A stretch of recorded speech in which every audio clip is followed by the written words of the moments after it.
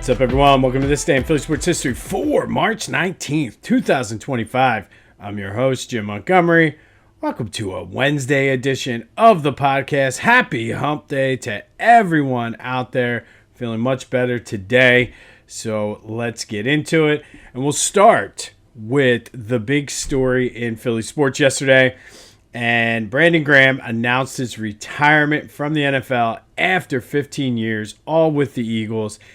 And this is really just going to be, I don't want to say off the cuff because I don't think that's the right word, but just going to speak about it and kind of get into it because for me, obviously when I was a kid, had a lot of love for a lot of those players like Reggie, Randall, Jerome, Seth Joyner, and obviously it was like a kid. And as you get older, you kind of realize that, hey, these guys are just people, adults, just like us. So you don't necessarily have as much love for them. I was a very huge Donovan McNabb fan, sometimes probably too much of a McNabb supporter. Love Brian Dawkins. But other than that, there's really not many guys since I was a kid, since those Buddy Ryan days, where I'm like, I absolutely love this player. Like, all time. Go to the ends of the earth, like love everything they stand for. But Brandon Graham was one of those guys for me. The fact that he went to Michigan certainly helped that. I remember when he was drafted in 2010, a lot of people wanted, why can't I think of the name? I had it all, Earl Thomas. And basically because that was a need for the Eagles back then. And I said, nah, this dude's going to be okay. Like, watching a lot of Michigan games the way I do, I knew that Brandon there was something different about him. Certainly did not get off to a great start. Labeled a bust. He talked about that during his press conference yesterday. They were trying to make him play a position, though, that maybe he wasn't necessarily suited for, but whatever, it ended up working out in the end. But I can honestly say that Brandon Graham may be my favorite Eagle ever. Part of that, like I said, is the Michigan tie. But just for, like, if you look at the trajectory of his career, what he had to go through, what he overcame, what he did for this team and this city, and just what he meant to this region as well, I think it's like a movie. It literally is based, I would say, would make a good movie about the life, career of Brandon Graham. And he's not done yet. I'm sure somewhere, some way, he's going to end up in the media. He certainly has the personality for it and everything. But I think he will go down. I'm not going to get into rankings and things like that today, just because I'll be completely honest. And as I always try to do on this podcast, try to be as honest as possible. I always try to give you facts that are accurate. And even when I give my opinions, it's truthfully just make it a point to be like, hey, this is how I feel, and be authentic with you. I'm not able to do that today. I don't think my judgment would be good. I think it would be potentially overrating and not accurate. So I'm going to hold off on that for right now. But I do think he goes down as one of the greatest Eagles ever. I think he is absolutely, without a doubt, unequivocally, the most authentic Eagle ever. You knew all the time what he was thinking. He did not hold anything back. And I think in a town or a city, a team where, and as a fan base where we want our players to be authentic, we want our players to feel the pain that we do when they lose. We want them to hate the Cowboys. We want them to be upset when they lose, but be as high as we are when they win.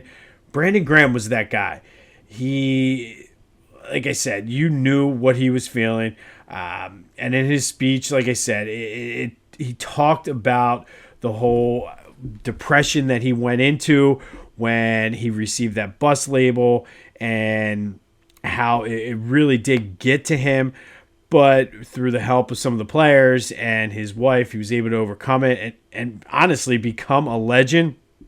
He talked about fans holding the players accountable and holding him accountable. And I think he has the mental makeup and the ability to see that as, you know what, self-reflect and say, I could be better. I'll be honest, I got emotional during the conference. Usually, like I said, would not do that. Didn't do it with Kelsey, didn't do it with Fletch, didn't do it with Brian Dawkins or Donovan. But there was just, like I said, there was something different about Brandon Graham, because I feel like Brandon Graham is one of us. Certainly immersed himself into the community, lives in the area, isn't going anywhere. But I feel really like Brandon Graham is what Bryce Harper is striving to be, if that makes sense. And this is not any way a knock against Bryce. This is a Brandon Graham appreciation. But I think Brandon Graham gets it, and I feel as though he is one of us. Obviously, the numbers on the field speak for himself. Not going to be a Hall of Fame player, and I think that's okay. But to be number 3 on the Eagles' all-time list in sacks behind Reggie White and Trent Cole, pretty impressive. Just ahead of Clyde Simmons, another guy who could be, I think, a borderline Hall of Famer. The 206 games, the most by far in Eagles history. 15 years, longest tenured Eagle ever. Probably no one will ever break that. And if you think about it, 15 years in the NFL with one team is pretty impressive. And even in Philadelphia, our most tenured athlete ever, I believe, and this could be pre-1950. There might be somebody else, so I will look it up. But Mike Schmidt had played 18 years, and we know how we all feel about Mike Schmidt and everything. But Brandon, like I said, it's just yesterday hit different than most retirement announcements. And like I said, because I feel like because of the way he put himself out there, you feel like you know him. You feel like he's one of the guys you go grab a beer with and just talk shit and go back and forth. And he's going to be missed.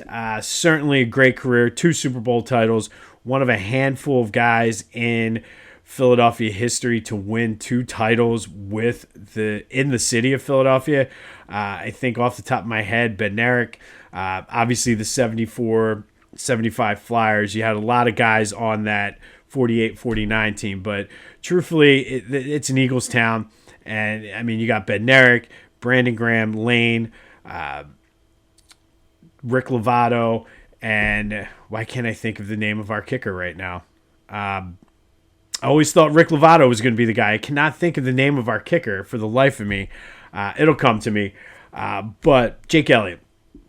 But I think Brandon certainly has cemented himself as one of the all-time greats in Philadelphia sports history. Not just the Eagles, Philadelphia sports history. Obviously, the strip sack might be the biggest play in franchise history. Still talks about it. It's one of those things that he'll always remember, will always remember, because it was their first time. But Brandon Graham, thank you for 15 great years. Thank you for believing in us. And I think it goes both ways. I think we were tough on him at the beginning because our expectations were so high, but we stuck by him. But more importantly, Brandon Graham stuck by the fans of the Philadelphia Eagles. And I just wanted to say thank you, Brandon. Thank you for 2 championships. Thank you for the strip sacks. Thank you for being authentic. And just thank you for everything you've meant to this team. I certainly appreciate you. That does lead to the question of the day, though. I mentioned the strip sack. Is the strip sack the biggest play in Eagles history? I'm not saying best play. I'm not saying greatest play, but the biggest play in Eagles history. I think you have a very, very small amount of those plays that you can choose from. There's certainly been a lot of great big plays. 4th and 26, Bryce's home run. But that strip sack directly led to a Super Bowl title, our first Super Bowl title. And I think I had it, I mean, the strip sack, you could say the Philly special, you could say Coop's interception return this year in the Super Bowl, the dagger play to Devontae this year. But what is the biggest play in Eagles history. Is it the strip sack? That's where I'm going. 267-495-8531. That'll get you into the Back to the Future voice and text line. Get that. Anything else Philly sports related off your chest. Share your thoughts on Brandon. It's a Brandon Graham Appreciation Day here on the podcast. All right, some housekeeping notes. Be sure to follow me on social media, Jimbo_Mont on Twitter and TikTok. On Instagram, at Philly Jimbo. Subscribe to the YouTube channel, Jimbo_Mont. Continue to spread the word as we grow this thing.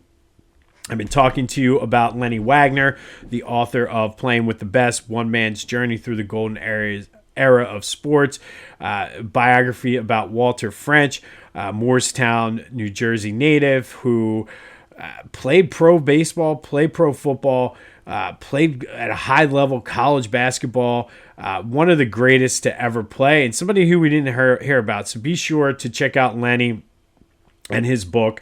I'm in the process of editing and figuring out the presentation for the interview I did with him last weekend. But look up Walter French. Great story.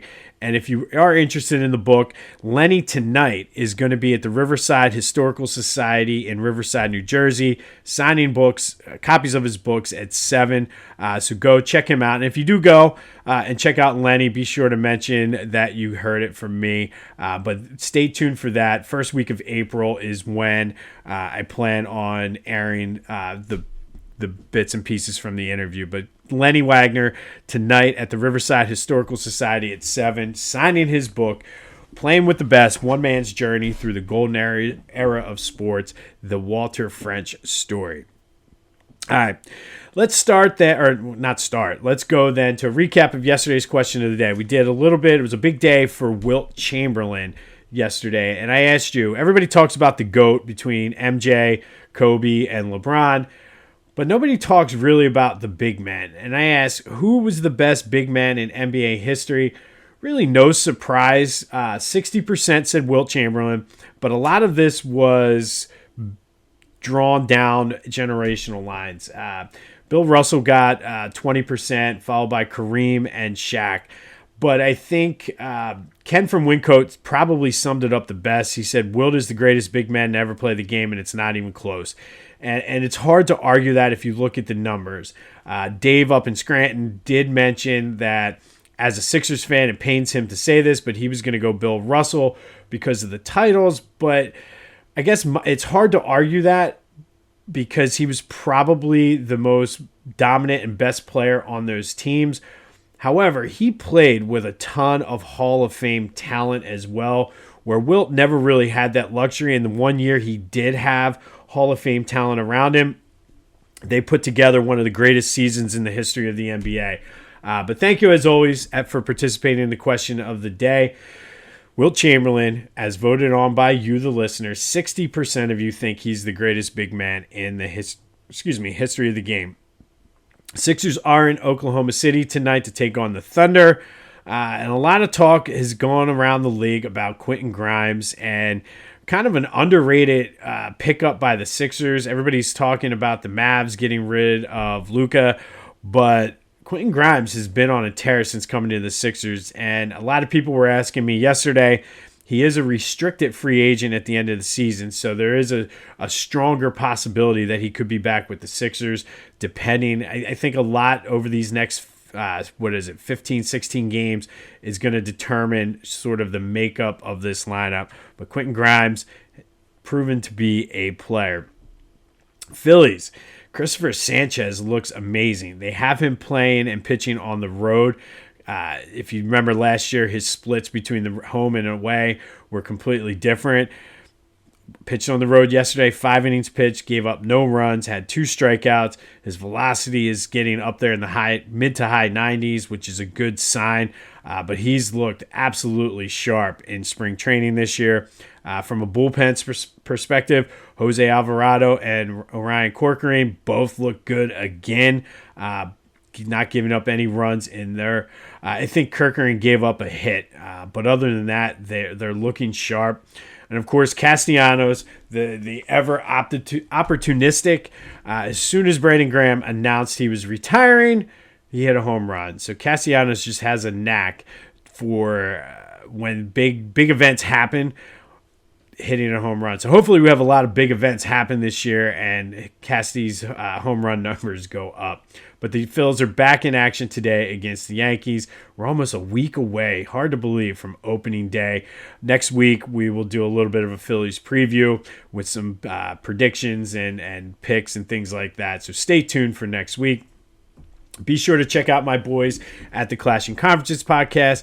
Lots of great things happening with their Sports Fan Network. Go to clashingconferences.com to check out what they have to offer. It's a very great, unique concept involved with them somewhat right now, and lots of good people in their network. So go check it out. See how you can participate. The clashingconferences.com, and the podcasts are available wherever you get your podcasts as well as on YouTube. And then, of course, Philly Goat. Last day of winter, spring is coming. Get geared up for the spring. Order some tees. Order some golf shirts to wear on the course. I'm thinking about buying one soon for my golf trip I have coming up. And then the shoes. I cannot mention the shoes enough. The canvas loafers, not only are they comfortable, but they look amazing. And then you can get the slides as well. So go to Philly Goat. Be sure to use that promo code Jim Montgomery to take 10% off your order. That's phillygoat.com. Promo code Jim Montgomery to take 10% off of your order. All right, today, it's still March. The tournament kicks off tomorrow. So we're going to do a little March Madness theme today. And March 19th was not a great day in Big Five history. First, we're going to go back to 1955. And on this day in 1955, LaSalle lost their bid to become back-to-back national champions when they lost to the San Francisco Dons 77-63 in the national final. The Dons were led by future Celtic Hall of Famers Bill Russell and Casey Jones. See, and Bill Russell and Casey Jones played together in college, and they won those championships together. So I'm not taking anything away from Bill, but LaSalle lost to San Francisco on this day in the national championship game, 77-63. Then we're going to fast forward to 1983, and the number 3 seed Villanova Wildcats had all they could handle with Lamar, holding on to win 60-58, moving on to the Sweet 16. We know that they were still 2 years away from winning the national championship, but Nova almost got upset by Lamar on this day in 1983. 10 years later, in 1993, Penn went into the tournament as the 14th seed, almost pulled off the upset of the number 3 seed UMass Minutemen, falling 54-50 in the first round. They actually led by 2 at the half and had an 8-point lead in the first half, but then UMass used its size and power to wear down the Quakers. That happened on this day in 1993. And then 2000, one of the worst losses that I've ever been a part of in person, and this is coming from I've been at 3 or 2 NFC Championship game losses. The Tampa Bay game was probably one of the low points. The Carolina game, I was there when Ryan Howard's Achilles blew against the Cardinals. But this, to me, is the worst loss I've ever been a part of. Temple, the number 2 seed, lost to number 10 Seton Hall 67-65 in overtime when Ty Shine came off the bench to fill in for an injured Shaheen Holloway and hit 7 of 11 three-pointers. That was the Final Four team for John Chaney as far as I'm concerned. Still get upset thinking about that one today. And then going back 4 years ago to 2020, hard to believe that was 4 years ago, but back in 2021, in the tournament for the first time since 1996, the number 16 seed Drexel Dragons were blown out by the number 1 seed Illinois Fighting Illini, 78-49. It was Drexel's lowest point total of the season. Just couldn't get it going. But March 19th was just not a good day in Big Five history. And then finally today, our women's Big Five Hall of Fame spotlight, Shelly Pennefather. From Villanova. She played there from 1984 to 1987. She was a part of 2 Big East championship teams. She won the Big East tournament MVP both times. She was a 3-time Big East Player of the Year. And the one year she did not win the award, she was the Big East Freshman of the Year. She was a Kodak All-American in 1987, becoming the first ever woman from the Big East to be named All-American. She also won the Wade Trophy, which is still awarded to the best women's upperclassmen. She graduated as the all-time leading scorer in Villanova history for both men and women with 2,408 points. Her record for the women was broken in 2023, so Shelly held the record for 36 years as the all-time leading scorer for both men and women at Villanova, which is quite impressive. She is the all-time rebounding leader. She was elected into the Big Five Hall of Fame in 1994. Her jersey is retired by the Villanova Wildcats, and she did play pro ball for a few years over in Japan.